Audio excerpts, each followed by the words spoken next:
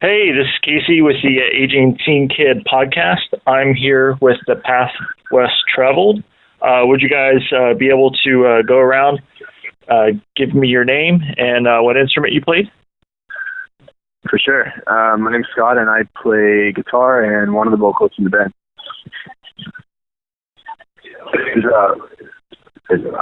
My name's Mike, and I play guitar and also a vocalist in the band. What's up? I'm Nick. I play bass, and I'm a vocalist as well.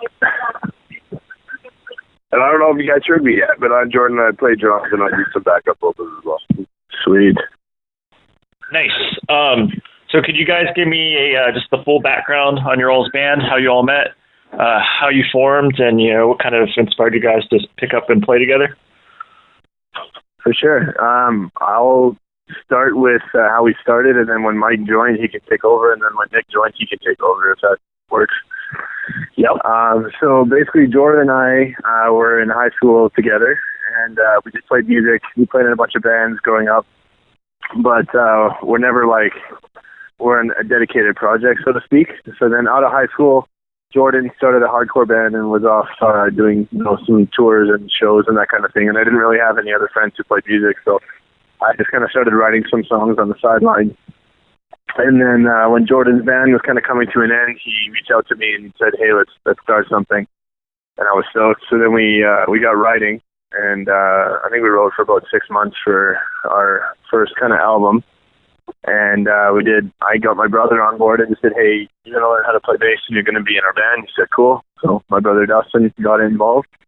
And then we wrote some songs in Jordan's basement, basically. And then I kind of learned a little bit about recording. We released some kind of crappy sounding demos. And then in February, I randomly took this paramedics course and met Mike. I was wearing an Angels and Airwaves sweater. He's a band that we both like. We all in the band like Blink and AVA and Plus 44 and that kind of group to different degrees, but they're kind of a shared band we all like. And Mike saw my hoodie and was like, "Hey, dude, nice hoodie." And I thought, I didn't even think there was another fan that liked Angels and Airwaves in the city of Calgary, so I was kind of surprised. And we kind of hit it off and started talking. And then, Mike, you can go from there if you want. Yeah, sure.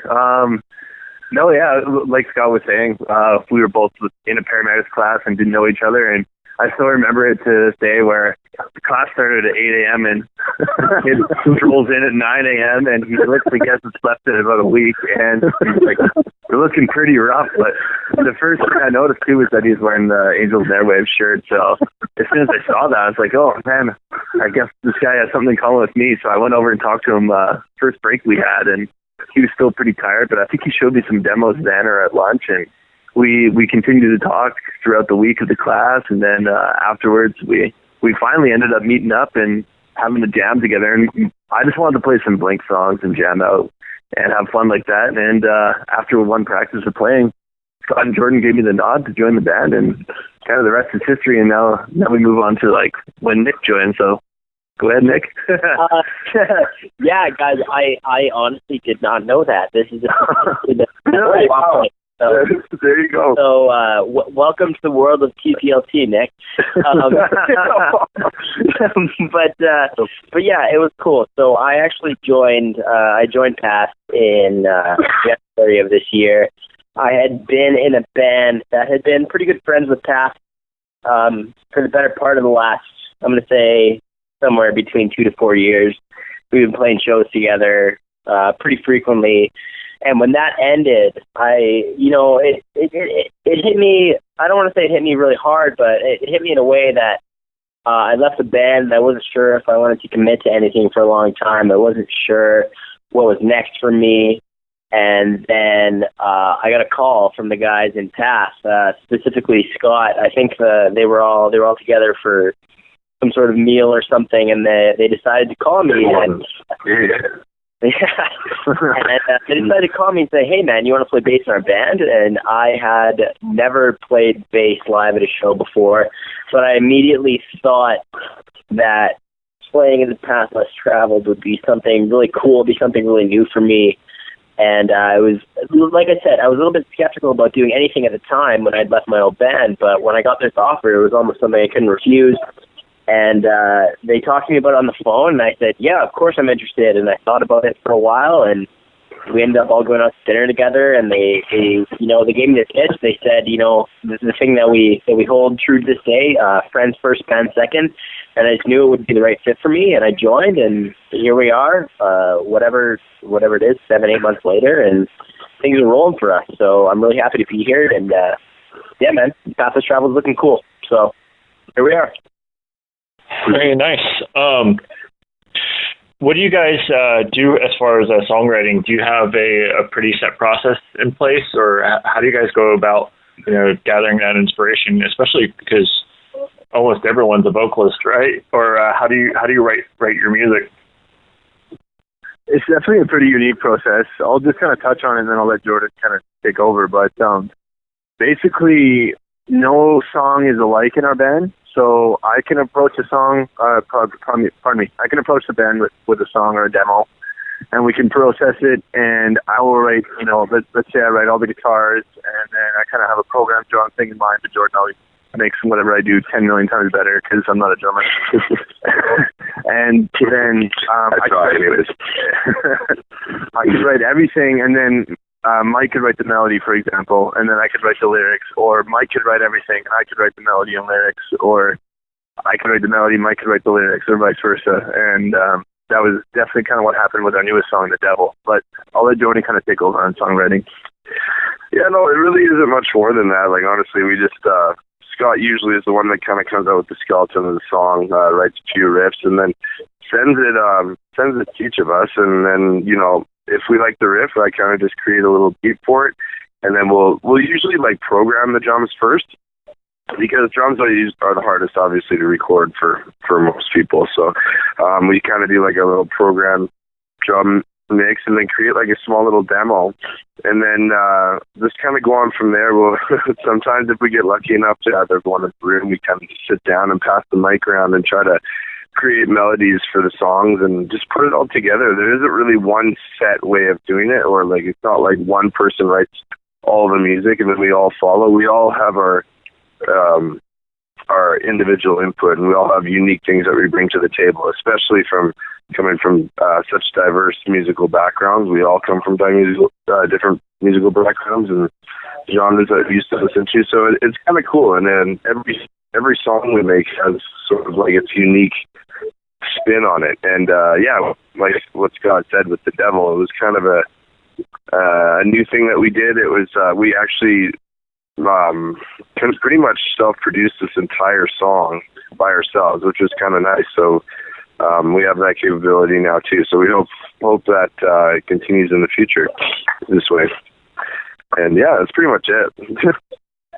Cool. So you touched on technology a little bit.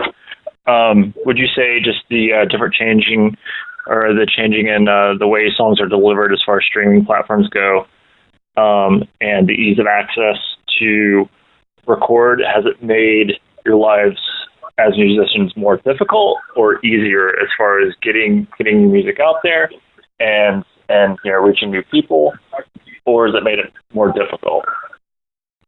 I think Scott can touch on that.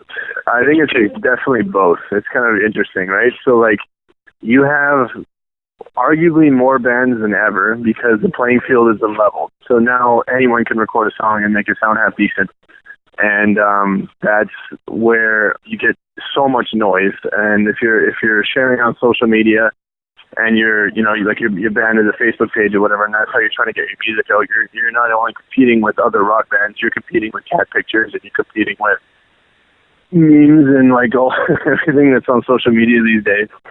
And that makes it harder to cut through the noise. But at the same time, if you put in the effort with your social media and your quality is there, then cream rises to the top eventually, and how hard you work in the interim is going to affect how quickly that rises to the top. And obviously everyone's going to have a different opinion on that, but that's just kind of ours. You mentioned with the market changing and streaming and that kind of thing, it really just seems like albums were the thing in the 90s and the 2000s and even the 80s, but now it's going back to the single. And it's really interesting. In the 60s, the Beatles kind of created the concept of the album by putting a bunch of songs together. and then the album was the new sexy thing, and that's what every band did, and that was the business model of music industry for 30 to 40 years. And now singles are coming back to being it. Everyone's attention is shorter, and the way to keep their attention is to give them small spurts of entertainment instead of one long play kind of thing, if that makes an LP, I guess. So we're definitely trying the singles market instead, trying to put out a new song every 6 to 8 weeks instead of putting out a new record every 1 to 2 years. Okay, would you also say that with streaming and iTunes and even MP3s, people can be more selective over their song. They can just make a playlist instead of, adding your whole album. They can just pick and choose their favorites anyways. So does that also have an impact on like what you were saying earlier? It definitely does. Like people will put out, like if you put out a record and people only listen to half of it and they don't even get to the back half, like there's a lot of reasons. A lot of people say albums are just kind of filler, like people just kind of write songs to have instead of making every song great. And it really, really depends on your market and who's listening to your music. Obviously, that is a factor. Like the rock industry is still the highest selling for physical content, like physical CDs. It's still like 40% of the physical market is rock. So there's still a market for albums. But like you said, with people being so selective and FM radio not being a thing anymore, everyone uses their Spotify playlist or Apple Music or whatever the case is. The way people are discovering music is changing, and that affects the whole industry. And it definitely means that, in my opinion, you should spend more time on your singles, making sure they're great. So every single you release is top-notch, because you're really only as good as your last release. If you can do all of that cohesively, I think that's the way the market's going. But that's also just kind of our opinion. Cool. So speaking of albums, since you guys brought them up, could we go around, what are your all's favorite albums, each person? Oh, for sure. I'll go last because I just spoke. Okay, I'll go first. Oh, Mike, you go? Okay, Mike, you go. Yeah.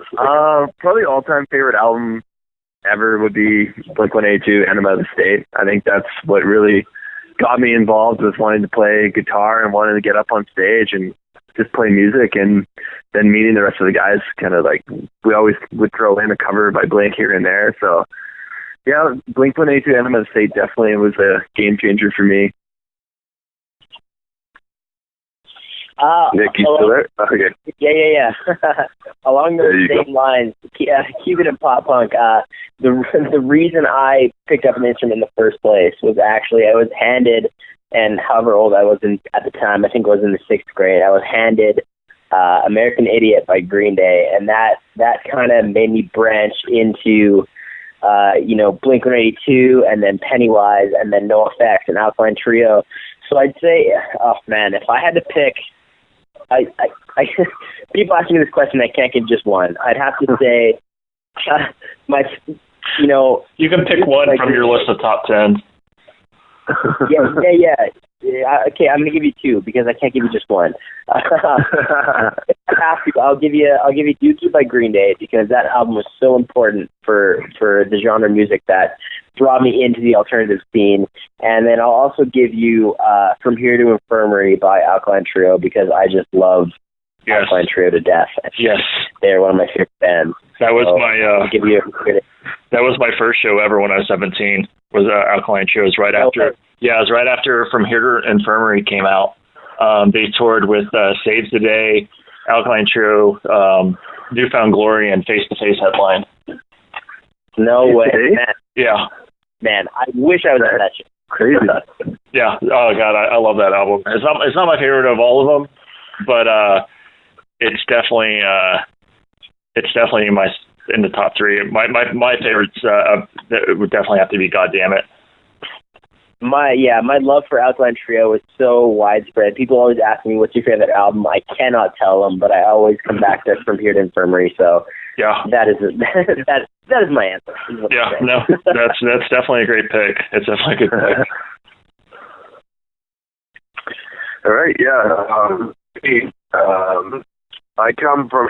I don't like, I guess, as much as those two other guys. I'm coming from a different field here, but I gotta say, it's really hard to just choose one, like Nick said. But I have to give credit to Hybrid Theory by Linkin Park. That was the album that really got me into just picking up my drumsticks in the first place. I owe a lot of credit to that album, and it's like it really, Chester Bennington, as you all know, passed away just recently, so that was a huge hit for me and the whole band in general, because that was such an influential band for me. That's got to be, I guess, my favorite album of all time. It's got to be one of them at least, but as of more recent, it's still kind of older, but I also love Awakened by As I Lay Dying. Not a band anymore, which is very sad, but that was another album that really influenced my drumming and who I am as a musician. So those two albums are my favorite. For sure. I think I'm going to give 2 too, so Mike, you're going to have to think about your other one and get that back. It's not really okay on that part. For me, it's more of an album that got me through a really hard time, but Angels and Airways' debut record, We Don't Need a Whisper. Literally, a lot of people say a song changed my life, and I think it's just kind of like an understatement, but that record really got me through my parents' divorce and breaking up with a girl that I really, meant a lot to me in high school and all that, all that kind of stuff. But instead of it being kind of the immature side of pop punk, it had an immature side to music and songwriting and deep lyrics, and was dealing with a lot of emotions that I was feeling at the time. And I found it really cool to return to that kind of U2 sound. So that's one of them. And then more recently, stemming from As I Lay Dying, Woven War's debut record is probably my all-time favorite rock record. I think between those two, it's hard to tell, but the idea of having the metal riffs and that kind of thing with amazing clean singing, like that's not really the push kind of belting metalcore kind of thing. It's a bit more melodic, but you still have that with their other bass player. I just found that record was like immaculate, perfect in every way. So those would be my 2. Okay, well, since I was kind of on the spot, I didn't have much time to think about it for one, but yeah, like Jordan said with Linkin Park, I love Linkin Park so much, like when they first started out as well, and like I still listen to their albums all the time. But stuff that recently I've been listening to and kind of got me more into like a harder style music was I heard about Our Last Night through some of their covers, and then I listened to their EP called Oak Island, and I'm a huge fan of that EP. It's in my vision, it's perfect through and through. So yeah, Our Last Night, Oak Island. Okay, nice. So I was looking at your all's Facebook today. Have none of you ever seen an episode of Game of Thrones, truthfully? No. Actually, Nick apparently has. No, I have not seen one. I have. I saw the first episode, and so I'll tell you what. I'll tell you why I stopped. And Game of Thrones is arguably the biggest show on television right now, and it's so widely talked about that, man, like, I know everybody who dies already. Like, why even watch? Because the spoilers are so, like, openly talked about. Like I've seen the first episode, and I already know who's already done. So, like, why continue getting to know his characters? Yeah. Exactly. Don't get me wrong. I watched that first episode, and I was like, man, this show's cool. But, I already know who dies. I know their names. I don't know what they look like, but I know they're dead. So, why bother, So, well, at least you saved $15 a month on HBO now. So I like HBO show Vinyl. I thought it was really depressing until the very last episode, and they canceled it. I think probably because it was so depressing, but it was a pretty good show. Yeah, they on a complete aside. Yeah, they renewed it, and then they after they renewed it, they canceled it. A couple months down the road or something. Bombs, but I don't know. I thought it was a really, really cool look at the music industry in the 70s, just how you got songs played on the radio in that time, and how you made friends, and how just I thought it was a really, really cool look into the 70s, and you really felt like you were there. But clearly the rest of the world didn't share my opinion, or HBO just didn't. They didn't want to fork out the money for it. Yeah, it could be it too. Cool. Well, thank you guys so much for sitting down, taking the time talking with me. Path Less Traveled. And, if there's anything else you want to mention, go for it. Yeah, well, just real quick, I'll just kind of recap. On July 14th, we released our latest song called The Devil. We're really, really stoked and proud of it. Self-produced. We recorded it in home studio. I mixed it, and it's kind of holding up with the other stuff, which is exciting. It's got a kind of Data Remember Bear 2, Rise Against Rod, keeps all those bands into a blender. So if you like those bands, we think you might dig our song. So that's what we just put out. Yeah, and in terms of future projects in the next couple months, like The Devil, we're hoping to release a few more singles. The next one that's on our list is actually a cover, a Katy Perry cover. We're covering Katy Perry Witness. If anyone knows that song, go check it out. It's pretty good. But yeah, we're going to release a cover of that hopefully pretty soon here within the next month. Yeah, I gotta get Mike to cover shows. I'm gonna do our song in September that we're gonna release. We have a song in September due for release, and it's called One Life, and it's kind of like it's got more of a happier, upbeat vibe for the Path Less Traveled. Like The Devil is more of like kind of like a faster, darker side, but this one's more of like a faster, upbeat, kind of fun side. So it's showing kind of two sides of the band that because like we all have different inputs and different styles of music that we listen to. So yeah, look for that in September. Go ahead, Nick. For sure, yeah. And then to round things off, we are kind of headlining/co-headlining a show at the Gateway at State in Calgary. We're playing with Trenchfinger, Open Air, and From the Flame. It's going to be a super fun time. Don't miss it. We're going to be, like I said, at the Gateway. It's on October 21st. Tickets are for sale on Ticketmaster. And it's going to be super fun. The Gateway is always super cool. It's actually going to be my personal first time playing the Gateway. I know the guys in the band played there before, but I'm super stoked, and I can't wait to play it. It's our next show coming up, so don't miss it. Path Less Traveled at the Gateway, October 21st. It's going to be a CD release, and it's going to be a lot of fun. So see you there. Yeah, dude.